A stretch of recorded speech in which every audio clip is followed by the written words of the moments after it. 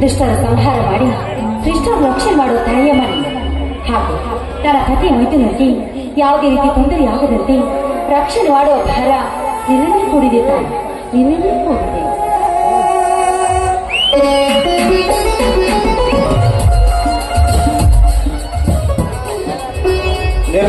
ಏನಿದೆಲ್ಲ ಪೂಜಾ ಸಂಭ್ರಮ? ಕನಿಷ್ಠ ಇಂದು ಆ ಭಾಗ್ಯವತಿ ದೇವಿ ಜಾತ್ರೆ ಅಲ್ಲದೆ, ಅದಕ್ಕೋಸ್ಕರ ಪೂಜೆ ಮಾಡ್ತಾ ಇದ್ದೀನಿ. ತೆಗೆದುಕೊಳ್ಳಿ ಪ್ರಸಾದವನ್ನು. ಎದ್ದೇಳು ನಿರ್ಮಲ, ಎದ್ದೇಳು. ನಿರ್ಮಲ ಎಂಬ ಸ್ವಚ್ಛ ಪವಿತ್ರವಾದ ಹೆಸರಿನಿಂದ ಕೆಸರಿನಲ್ಲಿ ಹರಿದ ಕಮಲದಂತೆ ಸದಾ ಕೋಮಲವಾಗಿ ಮಿನುಗುವ ನೀನು ನನ್ನ ಬಾಳಿನಲ್ಲಿ ಸತಿ ಸಾವಿತ್ರಿನಾಗಿ ಈ ಪರದವತ ಪತ್ರಕ್ಕೆ ಹೆದರದೆ ಈ ಮನೆಗೆ ಕಿರೀಟ ಅಂದಾಗಲೇ ಈ ನಿನ್ನ ಪತಿಯ ಜನ್ಮ ಸಾರ್ಥಕ.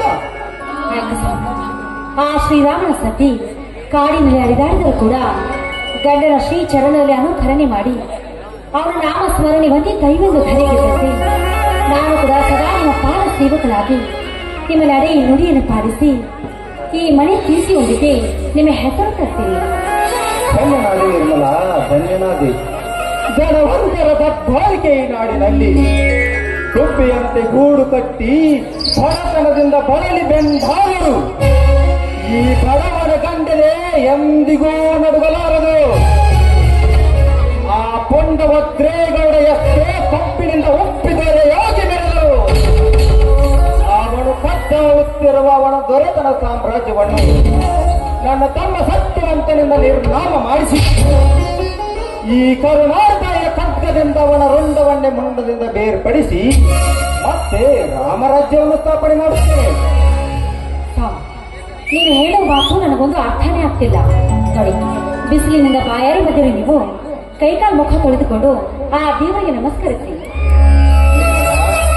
ನಮಸ್ಕಾರ ಎನ್ನುವ ಪದ ಈ ಗುಣವಂತನಲ್ಲಿ ಎಂದೋ ಕೊನೆಗೊಂಡು ಹೋಗಿದೆ. ನನ್ನ ಆಸೆ ಆಕಾಂಕ್ಷೆಗಳಿಗೆ ನೀರೆರೆದು ರಾಮರಾಜ್ಯವನ್ನು ಮಂಜಿ ನೀರು ಕುಡಿದ ಆ ಧೂಳ ರಕ್ತ ಎಂದು ನಾನು ನನ್ನ ಕಣ್ಣಾರೆ ನೋಡುವೆ. ಅಲ್ಲಿಯವರೆಗೂ ಈ ಹವನ ಶಕ್ತಿಗಿಲ್ಲ ನನ್ನ ನಮಸ್ಕಾರ. ಇದನ್ನು ನೀವು ಆಡುವ ಮಾತು.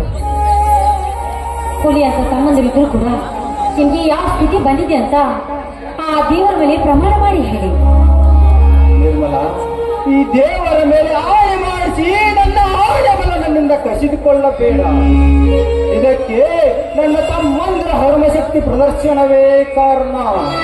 ಅಡಿಗಡಿಗಳನ್ನು ನೆನಪಿಸಿಕೊಂಡು ನನ್ನ ದೇಹವನ್ನು ಘಾಸಿಗೊಳಿಸಿದ ಚಾಂಡಾಲರಿಗೆ ಕೊಡಬೇಕಾಗಿದೆ ಸರಿ ಉತ್ತರ.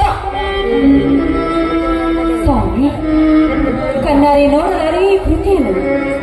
ಈ ರೀತಿ ರಕ್ತ ಹರಿಯೋದಕ್ಕೆ ಯಾವ ಕಾರಣ? ಅವನೇ ಇದ್ದಾನಲ್ಲ ವಜ್ರೇಗೌಡ. ಯಾವ ಕಾರಣಕ್ಕಾಗಿ ಈ ಕೆಲಸ? ಇದೇನಂತ ಹೇಳಲಿ ನಿರ್ಮಲ, ಒಂದೇ ಎರಡೇ ನನ್ನ ಸರ್ವಾಸ್ತಿಯನ್ನು ಅವನಿಗೆ ಹೆಸರಿಗೆ ಮಾಡಿ ನಾನು ಅವನ ಮನೆಯ ಕೆಲಸದಾಳಾಗಬೇಕಂತೆ. ಇನ್ನು ಈ ನಾಡನ್ನ ದೊರೆಯಾಗಿ ಆಳಬೇಕಾಗಿದ್ದ ನನ್ನ ತಮ್ಮ ಸತ್ಯವಂತ ಅವನ ಕರಸೇವಕನಾಗಬೇಕಂತೆ. ಇನ್ನು ನನ್ನ ಕಿರಿಯ ಸಹೋದರ ಪೊಲೀಸ್ ಅಧಿಕಾರಿಯಾಗಬೇಕಾದರೆ ಆ ವಜ್ರೇಗೌಡರ ಮನೆಯ ವಾಚ್ಮನ್ ಆಗಬೇಕೆಂದು ಆ ವಜ್ರೇಗೌಡ ಹೇಳುತ್ತಿದ್ದಾನೆ. ರಾಜ ವೇಷದಲ್ಲಿ ಹುಲಿಯಂತೆ ಮೆರಿಬೇಕಿದ್ದ ನನ್ನ ಮೈದನ ಅವರ ಸೇವಕನೇ? ಸಾಧ್ಯವಿಲ್ಲ ಸ್ವಾಮಿ, ಸಾಧ್ಯವಿಲ್ಲ. ಸಾಧ್ಯವಿಲ್ಲ ಸಾಧ್ಯವಿಲ್ಲ ಎಂಬ ಮಾತಿಗೆ 6 ವಾರಗಳಿಂದ ನನ್ನನ್ನು ಹೊಡಿಸಿದನು ನಿರ್ಮಲ. ಹೇಗೆ ತಾಳಲಿ, ಹೇಗೆ ಮಾಡಲಿ? ಅದು ಅಲ್ಲದೆ ನಮ್ಮ ತೋಳಕ್ಕೆ ದನಗಳನ್ನು ಬಿಟ್ಟು ಮೇಯಿಸಿ ಬಿಟ್ಟಿದ್ದಾನೆ ಕಟುಕ ವಜ್ರೇಗೌಡ. ಈ ವಿಷಯವನ್ನು ನನ್ನ ಮೈದನಿಗೆ ತಿಳಿಸಿ ಅವನಿಗೆ ಒಂದು ಗತಿ ಕಾಣಿಸ್ಲೇಬೇಕು. ನಿರ್ಮಲ, ಇದು ನನ್ನ ತಮ್ಮನಿಗೆ ತಿಳಿದರೆ ನನ್ನ ಮೇಲಾಣೆ.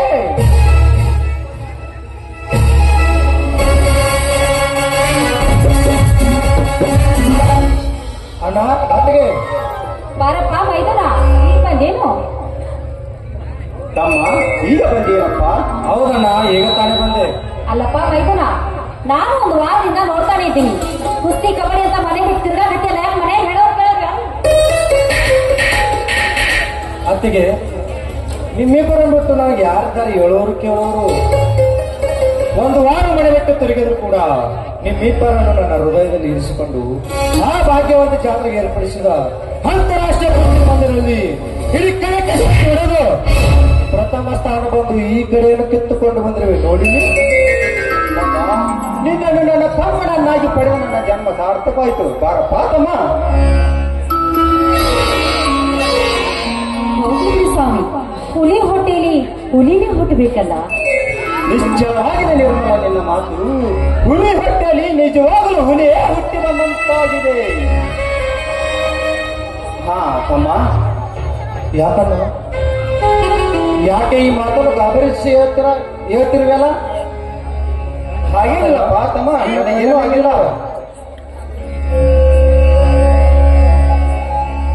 ಅಣ್ಣ, ಏನಿದು ನಿನ್ನ ಮೈ ಮೇಲೆ ರಕ್ತದ ಕಲೆಗಳು? ಹೇಳಣ್ಣ, ಬೇಗ ಹೇಳು. ಯಾರಿಂದ ನನಗೆ ಈ ಸ್ಥಿತಿ ಬಂತು? ನೀನೀಗ ಪಾಪ ಹೆಸರನ್ನು ಹೇಳಿದ್ರೆ ಸಾಕು.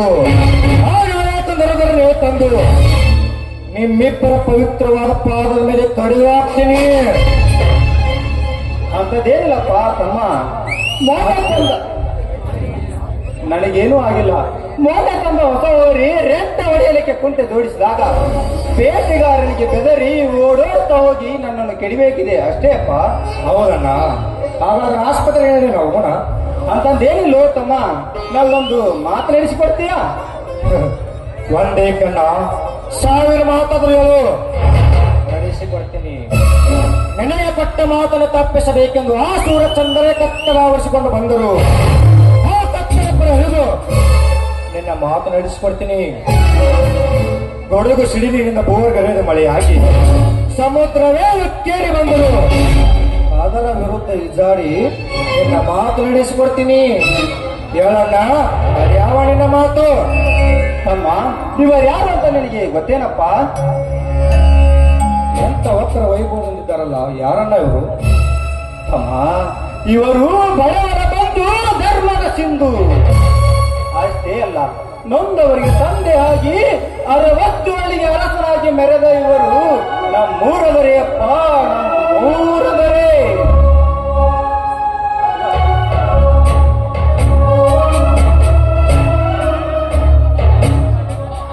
ತಮ್ಮ, ಮುತ್ತೈದರ ಮಾಂಗಲ್ಯಕ್ಕೆ ಚ್ಯುತಿ ತರದೆ ರೌಡಿಗಳಿಗೆ ರಾಜರಾಗಿ ಮೆರೆದ ಇವರು ನಮ್ಮೂರದರೇ ಅಪ್ಪ, ನಮ್ಮೂರದರೇ.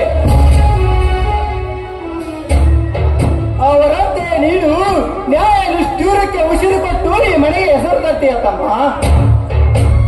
ಆಯ್ತಣ್ಣ, ಆಯ್ತು. ಶಿವ ಪಾರ್ವತಿ ಅಂತಿರುವ ಈ ನಿಮ್ಮ ವರದಸ್ತ ಸದಾ ನನ್ನ ಮಸ್ತಕದ ಮೇಲಿದ್ದರೆ ಸಾಕು.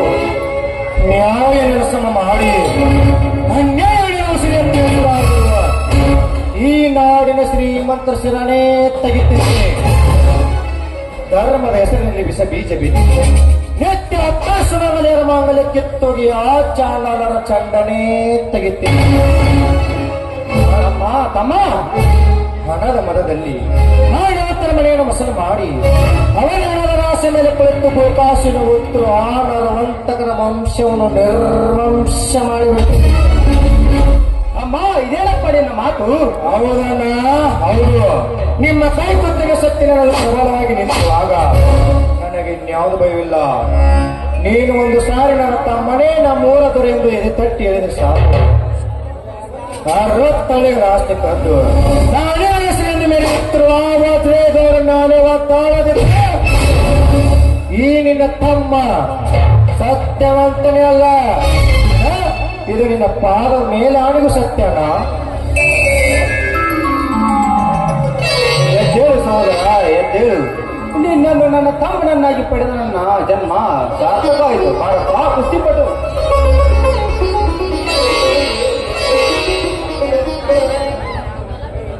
ಸರಿ, ಪ್ರಸಾದ ರೆಡಿಯಾಗಿದೆ, ಬನ್ನಿ ಎಲ್ಲರೂ ಸರಿ ಊಟ ಮಾಡೋಣ.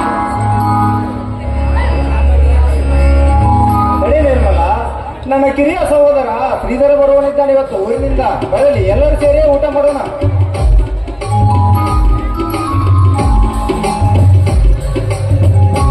ಹೊತ್ತಿಗೆ ನಾನು ಬಂದೆ. ಕಂದ, ನೀನು ಬಂದೆಪ್ಪ? ಹೇಗಾಯ್ತಪ್ಪ ಪರೀಕ್ಷೆ ನಿಂದು? ಚೆನ್ನಾಗಿ ಆಯ್ತಣ್ಣ. ತಮ್ಮ, ಚೆನ್ನಾಗಿ ಅಭ್ಯಾಸ ಮಾಡಿ ನೀನೊಬ್ಬ ದೊಡ್ಡ ಅಧಿಕಾರಿಯಾಗಿ ಮನೆಗೆ ಕೀರ್ತಿ ತರಪ್ಪ. ಆಯ್ತಣ್ಣ, ದೇವರಂತ ಅಣ್ಣ ಅತ್ತಿಗೆ ಇರುವಾಗ ನನಗೇನು ಕೊರತೆ ಇಲ್ಲ. ಅಭ್ಯಾಸ ಮಾಡಿ ದೊಡ್ಡ ಅಧಿಕಾರಿ ಆಗ್ತೀನಿ. ಬನ್ನಿ, ಎಲ್ಲರೂ ಸೇರಿ ಒಂದು ಹಾಡನ್ನು ಹಾಡೋಣ.